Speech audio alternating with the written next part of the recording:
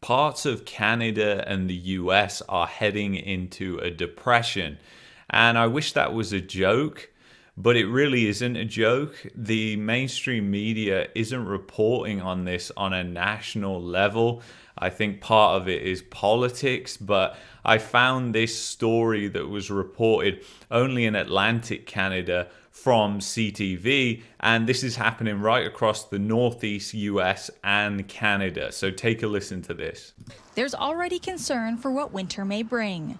You know, up north, they're just figuring out whether they're going to be paying for food or for heating their homes. I mean, they're going from $200 a month and heating bill to $500-600 a month. It's scary. That's essentially hyperinflation of their heating bills, exactly like the title suggests. So this crisis has moved. It's moved from Europe. Now it's moving into Canada and the US, and it will bring massive, massive issues to the entire global economy. Because if there is shortages and rationing is already happening, as I'm going to show you, what does that mean for manufacturing?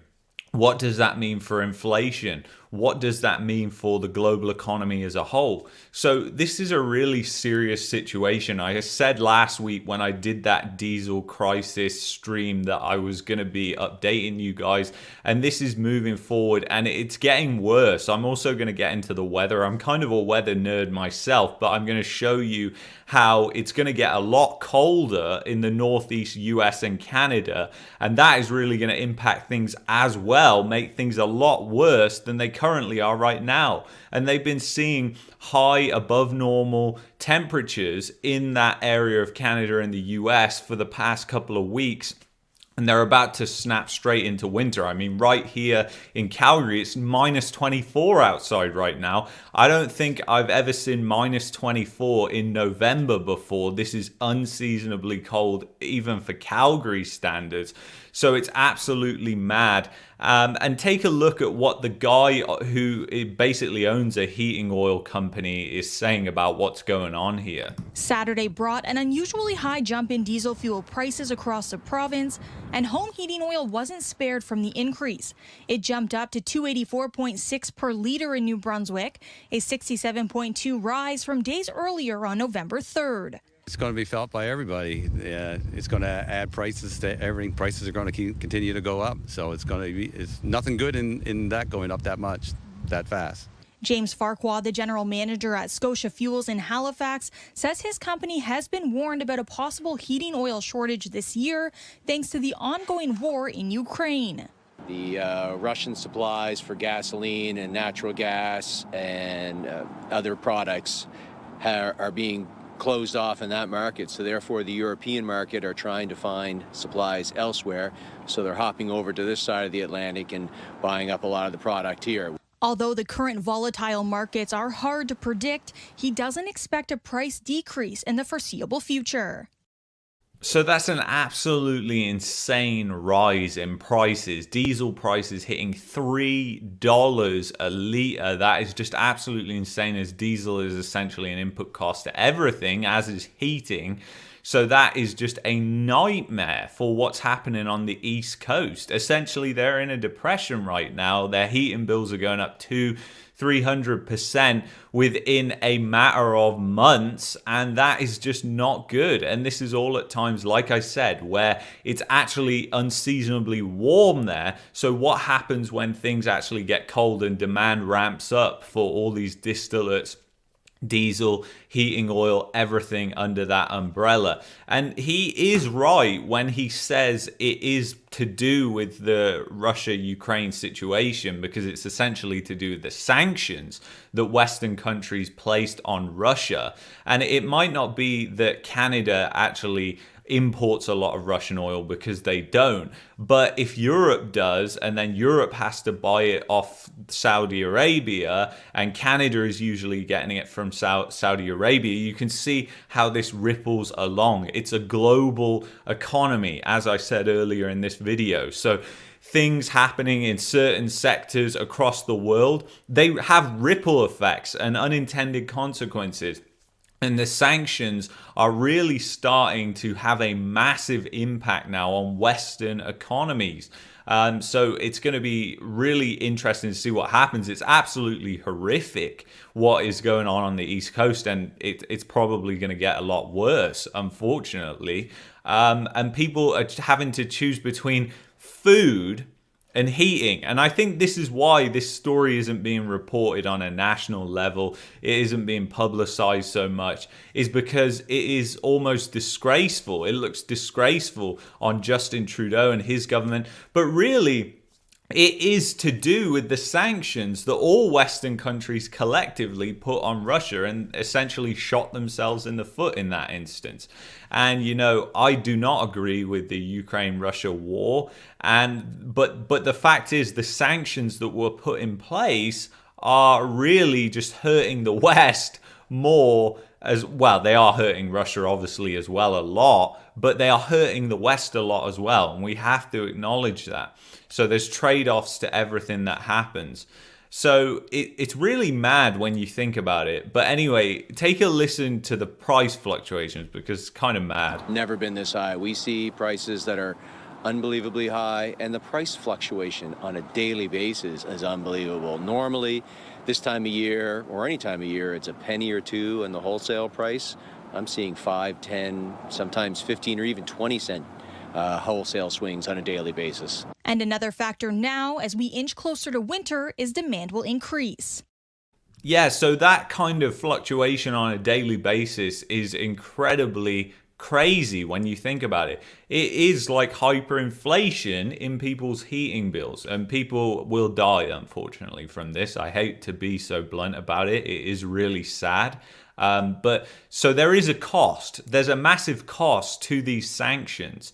And basically, this is why I believe it's being hidden on a large scale. The consequences of these sanctions, nobody wants to talk about it. It's almost a taboo subject to say, oh, it's the sanctions' fault whilst we're in this situation.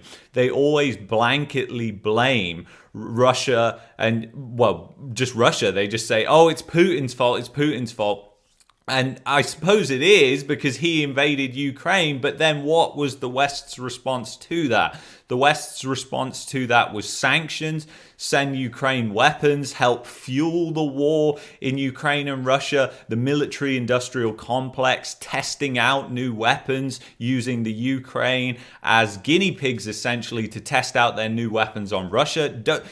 This stuff happens, unfortunately, guys. I hate to say it. We do not live in this world where everything is rosy and perfect. There is unintended consequences to every decision that these politicians make, and they try and shield us from the view of actually what's happening.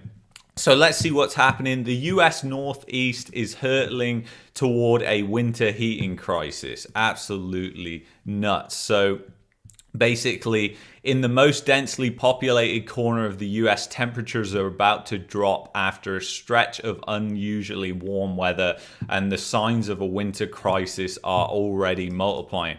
So yeah, I'm going to switch over to Windy, which is what I use for weather. It's absolutely fantastic, so I can show you what's exactly going to happen. So you can see minus 23 in Calgary where I am. I wasn't joking. We're under this massive cold air mass. So you can see Tuesday the 8th, I'm going to grab this slider and you're going to watch how this weather system essentially engulfs the whole of North America pretty much by next week. So all the areas in the East Coast, eventually all that cold air ends up settling over there, and it's settling over most of the US as well. So this is going to get worse. It's going to get worse. This weather system is already in North America, and now it's just going to spread and expand. And essentially, this crisis is going to get a lot worse. And, you know, you could also say, why don't they send out stimulus checks, Luke? Because that would help the crisis. Well, it wouldn't.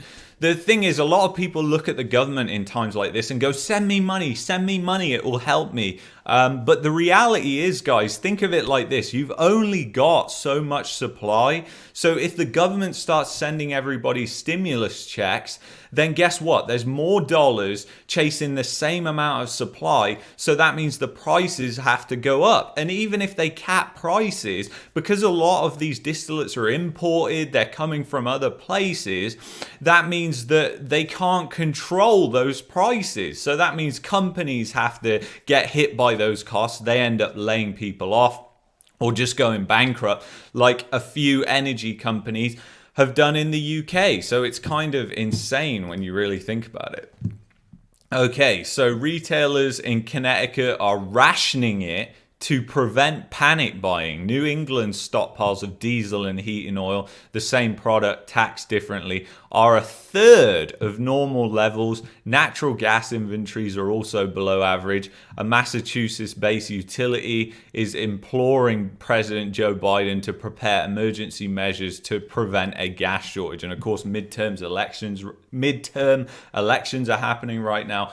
So of course he doesn't want to come out and do any sort of thing like this because it makes him look extremely bad. I mean, he already looks absolutely awful in my opinion. But add some cold to the mix, and the best case scenario is Northeast consumers will shoulder the highest energy bills in decades. It's going to get pretty bad, said Marcus McGregor, head of commodities research at Conning Inc. Diesel, heating oil, and natural gas prices are through the roof. When you're on a fixed salary, how does it impact your overall budget? It has to be bad. And it is really bad. It's getting absolutely terrible what is happening in the Northeast US and Canada. And like they said in this article, you're talking about the most densely populated part of the US. So this is absolutely massive. And I do not understand why it isn't being covered on a wider level. Just does not make sense to me. So anyway, guys, if you enjoyed this video, maybe you'll like that one there, maybe you'll like that one there, and I will see you guys in the next stream. Leave me a comment, let me know what you think of this mess, and I'll